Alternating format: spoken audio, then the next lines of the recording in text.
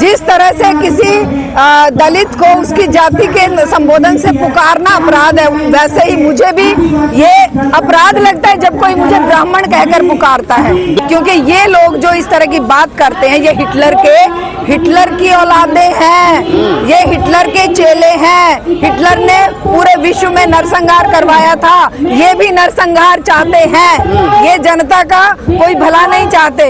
ये अगर मनुस्मृति की बात करते हैं, ये जो सत्ता में बैठा वर्ग है ये खाली ब्राह्मण नहीं है, ये हिटलरी ब्राह्मण है और हिटलरी लोग हैं, हिटलर की विचारधारा वाले लोग हैं। हम चाहते हैं कि इस हिटलर शाही को जब तक उखाड़ कर नहीं फेंका जाएगा, वोट से नहीं उखड़ेगी। और ये लिख कर रख लीजिए, वोट से उखड़ने वाली ये सत्ता नहीं है, ये सत्ता संघर्ष के जरिए ही आप ब्राह्मणवाद पाएंगे, जो अपने आप को फलानी जाति से ऊंचा और फलानी जाति से बड़ा समझता है, अपने में ही भेदभाव करता है, और जो सत्ता की मलाई चाटने के लिए दुम हिलाता है सत्ताधारी दलों के आगे या सत्ता के आगे, वो ब्राह्मण है, वो ब्राह्मणवाद से ग्रसित है। हम ब्राह्मण होकर भी जन्म कहीं पर लेंगे वो हमारे किसी के हाथ में नहीं है, आपके हाथ में भी नहीं है। हम दलित के यहाँ पैदा होंगे कि ब्राह्मण के होंगे कि मुसलमान के घर पैदा होंगे कि क्रिश्चियन के घर होंगे कि यहूदी के घर होंगे, ये हमारा हाथ नहीं होता। उसमें हमारे हाथ में एक चीज जरूर है कि हम मानव के रूप में जन्म लिए हैं और मानव बनेंगे और सच्चे मानव बनेंगे, और मानव मुक्ति के लिए संघर्ष में जहाँ हमें संघर्ष दिखाई देगा वहां पर खड़े होंगे। लेकिन अगर कोई टुकड़ों फूट डालो और राज करो की नीति में संघर्ष करने के लिए उतरेगा, वहां पर भी जाकर हम समझाएंगे भाई मुक्ति नहीं होगी बिना संघर्ष के, बिना सड़क पर उतरे। वोट की राजनीति, मुझे वोट दो मैं सत्ता बदल दूंगा, मैं ये बदल नहीं होगा, क्योंकि सत्ता व्यक्तियों के हाथ में नहीं है, सत्ता पूंजी के हाथ में कैद है। सत्ता मोदी के हाथ में नहीं है, सत्ता राहुल के हाथ में या किसी और के हाथ में नहीं है। राहुल, मोदी या जो भी हैं वो पूंजी के गुलाम बन जाएंगे। अगर आज मोदी पूंजी का गुलाम है, कल राहुल भी बन सकता है। इसलिए जनता के हाथ में सत्ता होनी चाहिए, और जनता के हाथ में सत्ता वोट से कभी नहीं आ सकती। ये भगत सिंह कह के गए हैं कि संघर्ष के बिना, बाबा साहेब अम्बेडकर ने भी कहा है कि शिक्षित हो, संगठित रहो और संघर्ष करो। संघर्ष के बिना तुम चाहते हो कि हम बात करके भाषण दे के कहें कि हमें वोट दो हम तुम्हारी मुक्ति करेंगे, नेवर, ये संभव ही नहीं है। ये संभव करने के लिए आपको सड़क पर उतरना पड़ेगा, पसीना बहाना पड़ेगा। जनता की मुक्ति का एकमात्र रास्ता जनसंघर्ष है, और वो संघर्ष शिक्षा के लिए संघर्ष होना चाहिए, बेटियों की सुरक्षा के लिए संघर्ष होना चाहिए, युवाओं के रोजगार के लिए संघर्ष होना चाहिए, केवल वोट के लिए संघर्ष नहीं। वोट क्या मायने रखता है भाई? वोट तो ट्रम्प भी जीत गया है, ट्रम्प कोई मानव कहलाने लायक है? मानव मानते हैं आप उसे? वोट तो नेतन्याहू लेकर भी जीता है, जो रोज नरसंहार कर रहा है, वो क्या मानव है? तो मानव मात्र बनेगा संघर्ष के जरिए, मानव के दर्द को महसूस करके, दलितों के, आदिवासियों के, बेटियों के, युवाओं के, बेरोजगारों के, सबके दर्द महसूस करने वाला ही मानव सच्चा मानव बनेगा। केवल कह देने से नहीं होगा कि हम कल्याण कैसे करोगे भाई? कल्याण कितने दलित नेता आए हैं, कितने दलित मुख्यमंत्री हुए, दलित आज तो हमारी ये राष्ट्रपति भी वो है, आदिवासी है, आदिवासी और महिला भी है, और आदिवासियों के घरों में बुलडोजर जब चलते हैं वो क्यों नहीं रिजाइन कर देती? अच्छा मैडम, एक सवाल यहाँ, जैसे अभी तक आपकी जो बातचीत हमारे साथ हो रही है उसमें ये लगा कि आपने कहा कि जो सड़क का संघर्ष है, हाँ, वो जरूर। लोहिया ने कभी कहा था कि जब सड़कें वीरान हो जाती है तो संसद आवारा हो जाती है। तो आज अगर संसद पर मंत्र पर आप लोग प्रोटेस्ट कर रहे हैं तो आपको लगता है कि संसद आवारा हो गई है? बिल्कुल हो गई है। आवारा से भी नीचे का कोई शब्द हो तो वो हो गई है। आवारा भी बहुत कम है उसके लिए। संसद में जब ये लोग आंदोलन कर रहे हैं, जब ये लोग प्रोटेस्ट के लिए गए हैं, तभी कानून पास कर दिया आईटी बिल। आप जानते हैं उस समय भी 2 मिनट में बिल पास कर दिया। ये संसद है क्या?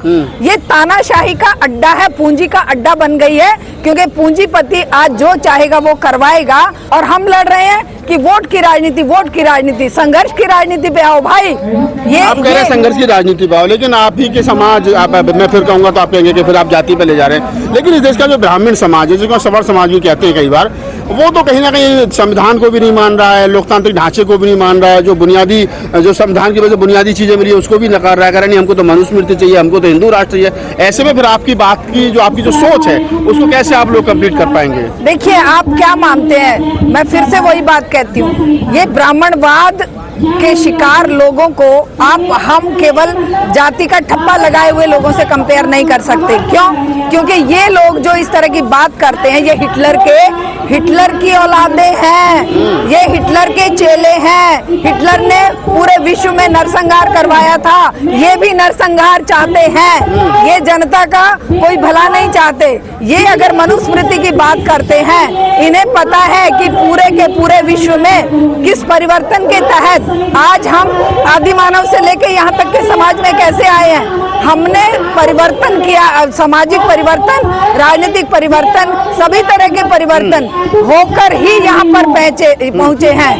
तो अगर हम इस बात को नहीं जानेंगे कि भाई ये जो सत्ता में बैठा वर्ग है ये खाली ब्राह्मण नहीं है, ये हिटलरी ब्राह्मण है और हिटलरी लोग हैं, हिटलर की विचारधारा वाले लोग हैं। हम चाहते हैं कि इस हिटलर शाही को जब तक उखाड़ कर नहीं फेंका जाएगा, वोट से नहीं उखड़ेगी। और ये लिख कर रख लीजिए, वोट से उखड़ने वाली ये सत्ता नहीं है, ये सत्ता संघर्ष के जरिए ही उखड़ के फेंक दी जाएगी। और तब लेकिन ये आएगा जरूर समय, क्योंकि राजा महाराजाओं को किसने उखाड़ फेंका? क्या वोट से गए? नहीं, वो गए हैं जनता के तलवार के बल से। जनता जब खड़ी हो गई, वो 16वीं शताब्दी में या 18वीं शताब्दी में जितनी क्रांतियां हुई हैं, उन क्रांतियों का नेतृत्व जनता ने किया, महिलाओं ने किया, गरीबों ने किया, मजदूरों ने किया, दलितों ने किया, पिछड़ों ने किया। तो उन क्रांतियों को क्या हम भूल जाएंगे? सावित्रीबाई फुले, ज्योतिबा फुले को, जो संघर्ष के लिए जमीन पर गोबर कीचड़ की वो बौछारें उनके ऊपर होती थी, और उनके जो साथी थे वो क्या ब्राह्मण नहीं थे? बाबा साहेब अम्बेडकर को सहयोग करने वाले क्या ब्राह्मण नहीं थे? क्या उनको आप इनके साथ कंपेयर करेंगे कि वो मनुवादी थे? नहीं थे।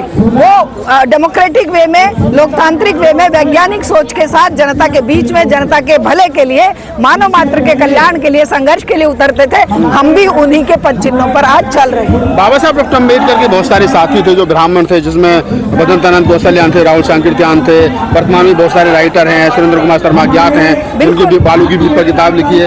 आपको लगता है कि इस देश का जो मनुवादी सिस्टम है उसको जो ब्राह्मण जाति हैं, जो सवर्ण समाज की जाति है, वो बेहतर तरीके से तोड़ सकती है? बिल्कुल, इसीलिए हम सड़क पर हैं, हम ही तोड़ेंगे हम। लेकिन ये जो हमारे संघर्ष में उतरने से भाइयों को रोकने वाली चीजें हैं कि आइए चुनाव में, वो तो बार बार कहेंगे आइए चुनाव में, चुनाव तुम जीत नहीं सकते, जनता तुम्हें पसंद नहीं करती। अरे जनता तो हम है ना भैया, जनता दुख दर्द में जी रही है, जनता की पसंद नापसंद का तुमको सवाल ही कहाँ उठता है?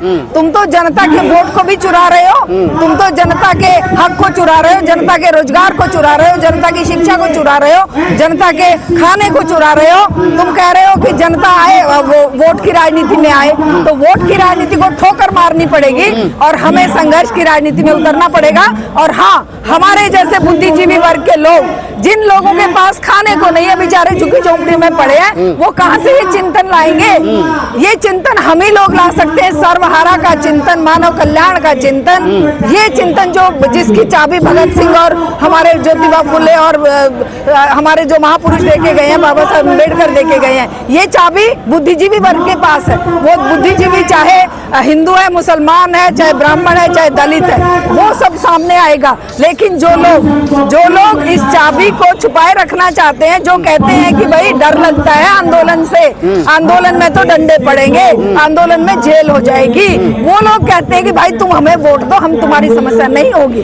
समस्या का समाधान नहीं होगा वोट से, समस्या का समाधान होगा आज जिस तरह से जनता खड़ी है ना, ये जनता सीधी की सीधी संघर्ष के रास्ते पर आवाज उठाए। बार बार कह रहे हैं कि संघर्ष का रास्ता ही जो है वो कहीं ना कहीं परिवर्तन का रास्ता बनेगा। तो राहुल गांधी लगे हैं रोड पर, पूरा इंडिया गठबंधन लगा है रोड पर, और वो कह रहा है कि संघर्ष के रास्ते से हम संसद तक पहुंचेंगे, लोगों में कहीं ना कहीं वो एक नई चेतना जो है वो भरने की कोशिश करे। तो आपको लगता है कि राहुल गांधी का रास्ता ठीक है? देखिए, राहुल गांधी तब तक संघर्ष में जब तक उनको हाथ में सत्ता नहीं आती। 75 साल नहीं तो 70 साल तो राहुल गांधी की पार्टी रही। राहुल गांधी कह रहे कहेंगे कि हम नई कांग्रेस बनाएंगे, जिसमें गांधी का विचार होगा, अम्बेडकर का विचार होगा, फूले का विचार होगा। पहले गलतियां हुई, अब नहीं होंगी। देखिए, ये सत्ता ना, आप इसको समझिए, सत्ता की जकड़ किसकी मुट्ठी में कैद है? किसकी मुट्ठी में उच्चतम न्यायालय, सर्वोच्च न्यायालय है, किसकी मुट्ठी में चुनाव आयोग है। ये इतनी जल्दी खत्म होने वाला नहीं है। सारे संसाधनों पर कब्जा किसका है? संसाधनों पर कब्जा पूंजीपतियों का है। पूंजीपति इन्हें चंदा देते हैं। चुनावी राजनीति बिना चंदे के जीती नहीं जा सकती। जीत के दिखा देना। अभी जैसे ही चंदा इसका कांग्रेस का बंद हुआ, वैसे ही कांग्रेस हारनी शुरू हो गई। जैसे ही चंदा बीजेपी को मिलने लगा, थोक के भाव, बीजेपी जीतने लगी। जिस पार्टी को चंदा मिल जाता है वो वोट खरीद लेता है। हम और आप जैसे लोग तो चुनाव में वोट नहीं खरीदेंगे ना। हम और आप तो जनता को उनके हक अधिकार की याद दिलाकर उनको ताकतवर बनाएंगे कि भाई वोट पर विश्वास मत करो, अपनी ताकत पर विश्वास करो। ये मुट्ठी बांधकर, एकजुट होकर, जाति के, धर्म के, महिला पुरुष के, अमीर गरीब के भेद छोड़ दीजिए और खड़े हो जाइए हक के लिए। बोलिए कि जो हक हमने लड़कर लिया उसे छीनने का अधिकार किसी को भी नहीं है। जो हक हमने लड़ करके लिया, लोकतंत्र में लिया, संवैधानिक मायने से लिया, उसको छीनने का अधिकार किसी को भी नहीं है। शारदा दीक्षित है, बाबा साहब डॉक्टर अम्बेडकर की पत्नी का नाम भी शारदा था।